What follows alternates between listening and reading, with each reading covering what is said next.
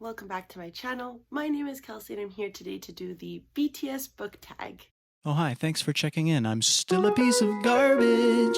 If you watched my March TBR, then you know that this month there is the BTS readathon, and I will leave a link down below to the Twitter for the readathon and the videos to all the readathon hosts, and more of the information will be there. And I did get the questions for this tag from the channel Little Wolf, so I will leave a link down below to her video where she goes over the books she's read for these specific BTS songs. I think she also took this idea from a blog post, so I will also leave a link down below to that blog post. My journey with BTS happened all at once. It was July 2019. I had heard about BTS, my friend Ness. They were super into it. They loved SUGA. And I was like, okay, I'm dabbling. I'm like a little bit into it. Jin, obviously worldwide handsome, caught my eye from the beginning. I was like, okay, chill. I enjoy this group. Then you know how it is where you listen to all their music and then you run out of music videos to watch. So then you watch a bunch of videos of their personalities and videos where they ask you to choose your bias. And basically, essentially, all this to say that my bias is Jungkook. My bias record used to be RM, I'm sorry baby, but now it's SUGA.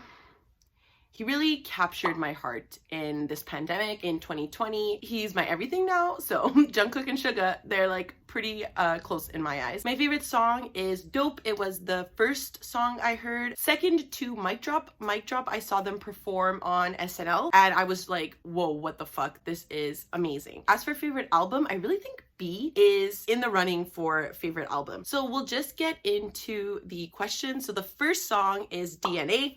A banger, and the question is the book that got you into reading. So obviously, like, my real answer is The Book That Shall Not Be Named. What I will say is that around this time I was also falling into the Inkheart series by Cornelia Funke, and I adored this book. I have such fond memories of reading this. This is a story about a girl named Meggie.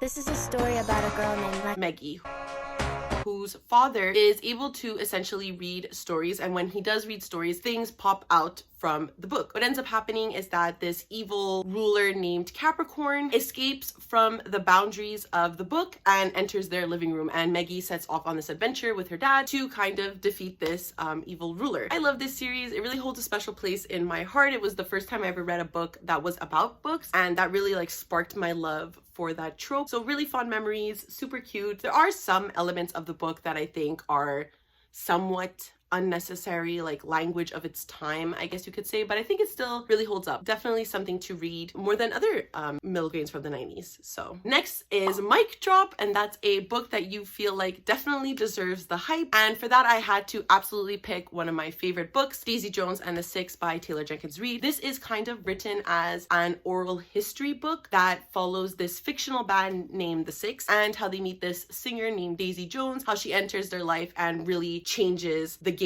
for their band. I absolutely adored this book. When I read it, I really thought to myself, like, okay, this is what a favorite book is. I just think everything about this book is fantastic. I think the overall plot of the novel is super interesting to me. I love 1970s rock. I've read a lot of non-fictions about classic rock in this kind of oral history style, so that already from the beginning appealed to me. This book also tackles a lot of feminist issues in the book. It also tackles like things like drug addiction, family life, alcohol abuse, a lot of things like that that I think were tackled and done really well in the book. All the hype that it got, I mean, it was a Reese Witherspoon's book pick. It was all over the internet at a certain point. I think it definitely deserves the hype. It's such a good book, and I would highly, highly, highly recommend it, especially if you are into classic rock oral history type of books. The next song is Fake Love. So this is a book character that you used to really love and now don't really like. So for this, I'm definitely gonna have to go with Kath from Fangirl. So basically, Fangirl is about this girl named Kath and her sister named Rin.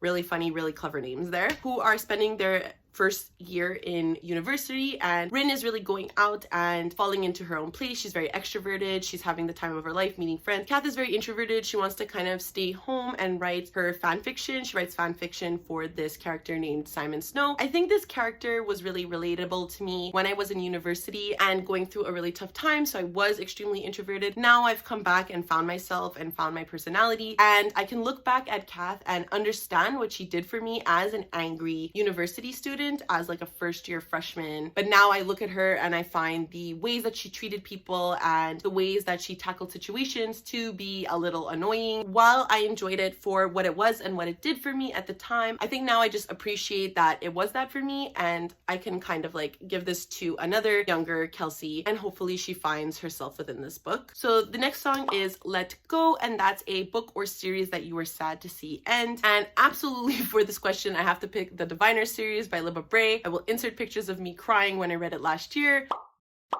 This series follows a girl named Evie O'Neill. One day at a house party, Evie essentially shows that when she picks up trinkets, she can read them, read the objects. And obviously at this house party, something goes wrong with the paranormal. Evie is then shipped off to New York City to live with her uncle Will. But this uncle owns a museum for like the fantastical and supernatural. And Evie has to kind of like control her powers when she's there. Unfortunately, a series of murders occur and Evie is kind of swept up into helping her uncle solve them. I love these books. I gave all of them 5 out of 5 stars. I think they are so well developed. The mysteries and the actual plot of the novel is really developed, really interesting. The characters are really fantastic and have this sense of community that I think is really important in YA novels. But in addition to that, Libba Bray really does tackle the darker side of what happened in the 1920s. I think we glorify the 1920s and we think of it as like a really fun time and a time of like partying, when if you were a bi-POC individual in America, it wasn't a fun time. If you were a woman in America, it wasn't a fun time. So I think Libba Bray really does tackle these subjects, and I think she does it really well. The next song is Serendipity. So this is for a book that makes you smile when you think about it. It makes you feel warm and cozy. And for this, I obviously had to pick a science fiction series that is absolutely the definition of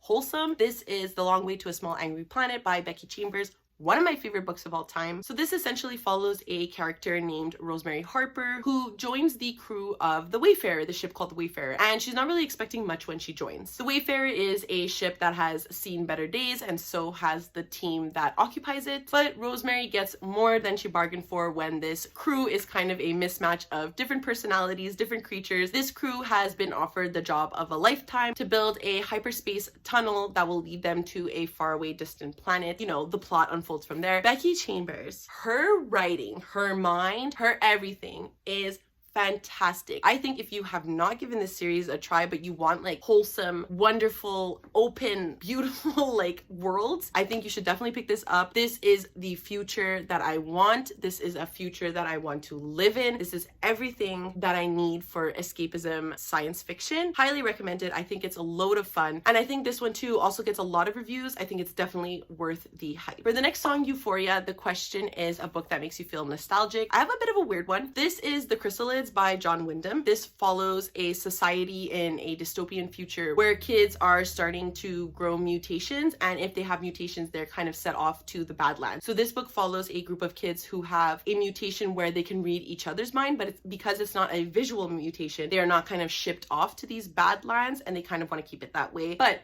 this book I read in secondary 4, which is grade 11 or 10 here, and I just have like fond memories reading this book. It was actually the first time I read a book for class that I really enjoyed, and I also felt like, wow, classic books could be written in sci-fi, because I think classic books that you're kind of shoved to read when you're in high school are very like the contemporary of that time. And then this was the first time that I read a book that had this like classic feel to it, that was definitely like a respected novel, but that was sci-fi. And I thought that that was really cool. I was really invested in reading this book, and I just have like really fond memories of even the memories from class of this, because we were kind of a mess. But as for does this book hold up, I think it does. I read it recently. I love it, and I would definitely highly recommend because it's one of my favorite classics. The next song is Run, and the question is your favorite coming of age novel. Obviously, I have a lot of answers for this. I've read a lot of coming of age books. I really like that trope, and obviously it's in a lot of YA, but for this I decided to go with one of my favorite books from 2020. If you watch that video, I will link it up above. But this is Black Girl Unlimited by Echo Brown. It is a semi-autobiographical book that basically follows this character named Echo Brown as she kind of comes into her own by being a wizard. However, the wizardry in this book kind of works as an allegory to the things and traumas that Echo Brown experienced throughout her young adulthood, and this trauma is kind of passed down through her mother, through her grandmother, and that works to how the wizardry is kind of passed down in their family. I think this was really well done. It is super emotional, super heartbreaking. heartbreaking. I absolutely gave this a 5 out of 5 stars. It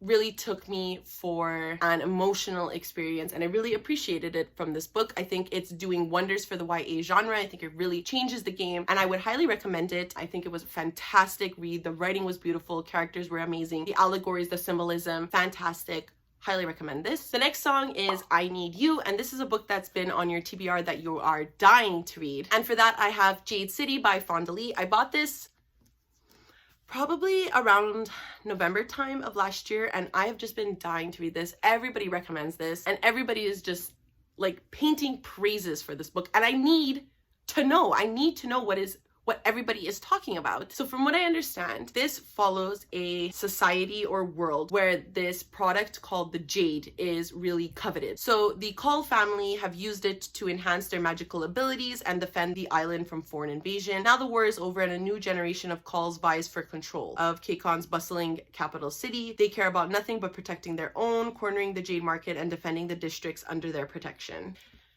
This sounds so good. Heard nothing but good things. I don't even think I've ever seen a negative review. So let's hope I feel the same. The next song is Epiphany, and this is to name a book that made you realize something about yourself. So I've mentioned this book before as an emotional read for me. This is Bottle Rocket Hearts by Zoe Whittle. So essentially this follows a girl named Eve, and she lives in the outside suburbs of Montreal in Dorval, and she wants nothing but to move to Montreal. She wants to move to the city, move to the limelight, and be in the bustling town. This book also takes place 1 year before the 1995 referendum here in Quebec. So it's important because a lot of political discussions are also spoken about in this book. The 1995 referendum in Quebec was a vote that was kind of like put in place to decide if Quebec would separate from the rest of Canada, or if that was part of Quebec's goal to separate from the rest of Canada. But going back to Eve, she wants to move to Montreal because she kind of wants to find herself again. She wants to find a girl who will fall in love with her. And I read this in my first semester of my English degree when I was kind of coming to terms with myself and realizing my sexuality and realizing a lot of things about myself that I had never thought of before or previously. And I think this book really did that for me. It made me feel comfortable. I really saw myself in this girl. She is a girl exactly from the same city that I am. The character in this novel also goes through an emotionally abusive relationship, which is also something that touches home for me. Overall, in general, this is one of my favorite books, but it's definitely a favorite book for personal reasons. Next, we have the song 21st Century Girl, and the question for this is, what bookish tropes concerning women would you like to change to improve female representation in literature?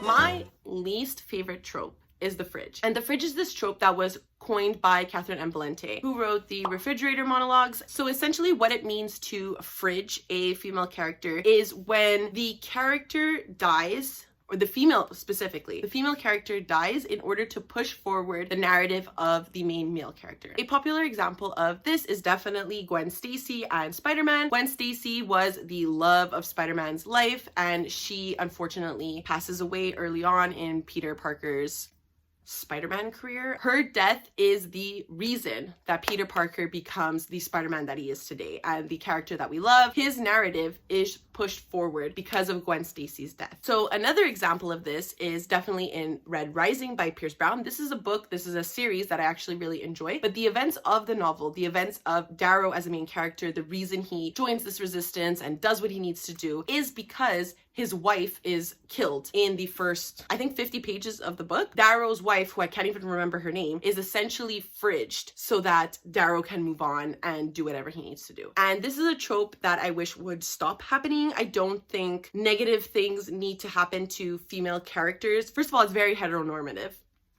to begin with. Second of all, it's very misogynistic. I don't think things need to happen for female characters to ignite this flame in a male character. I think if they have this within them, like, I think there's other things we could do, like just basically the fact that Darrow's entire existence has been taken advantage of, the entire existence of his people have been taken advantage of. That to me is a fine motivation. Alas, this is a trope that happens. I don't see it that often anymore, but it is definitely something I notice and don't really like when I read it. The next song is Save Me, and the question is, what character would you bring back to life? If you've read this series, The Final Empire, the Mistborn series by Brandon Sanderson, you know who I'm talking about.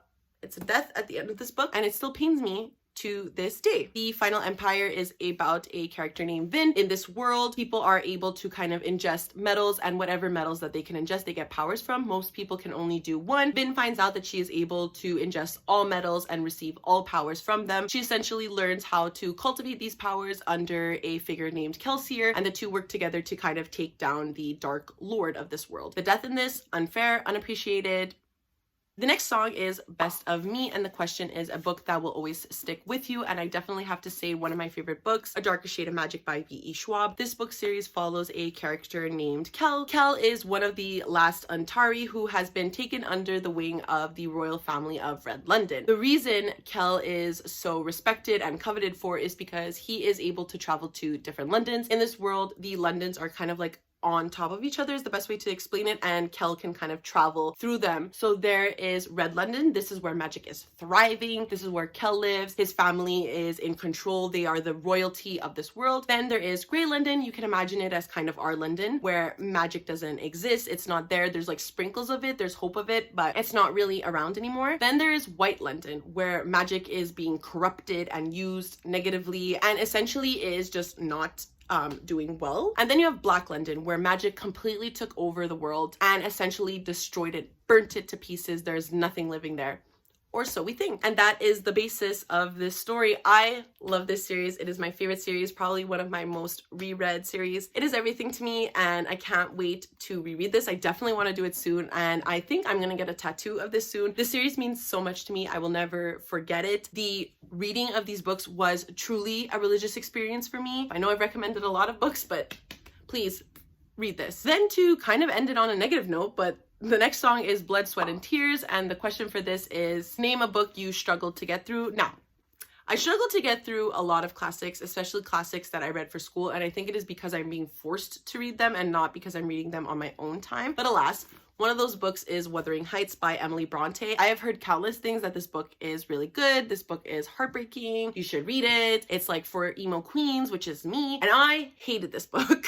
This is about, I don't even remember. This book is about, oh yeah, Catherine and Heathcliff. The epic story of Catherine and Heathcliff plays out against the dramatic drop of the wild English moors. The story is being told to the readers from like one of the maids or one of the people that like live in the house, and Heathcliff kind of struggles with someone's death. And anyways, I barely remember it. I wrote a whole essay on it. I barely remember it. This book just, I found wasn't good, or at least is not marketed properly, I think. It is definitely marketed as this like epic sweeping, like tragic love story, which it definitely is not. And I think that's why I didn't like it, because I'm just not sure if it was me or if it was this book. And that's it. That's the BTS book tag. If you have read any of these books before, please comment down below and let me know what you think. Do you like the books I like? Do you hate the books I hate?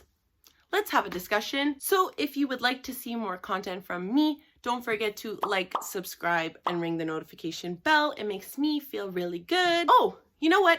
Also, if you like BTS, let's talk about it down below. Who's your bias? Who is your bias wrecker? Let me know. What's your favorite song? What's your favorite album? Let me know down below. And I don't know how to end these things, so I guess I will see you next time. Bye!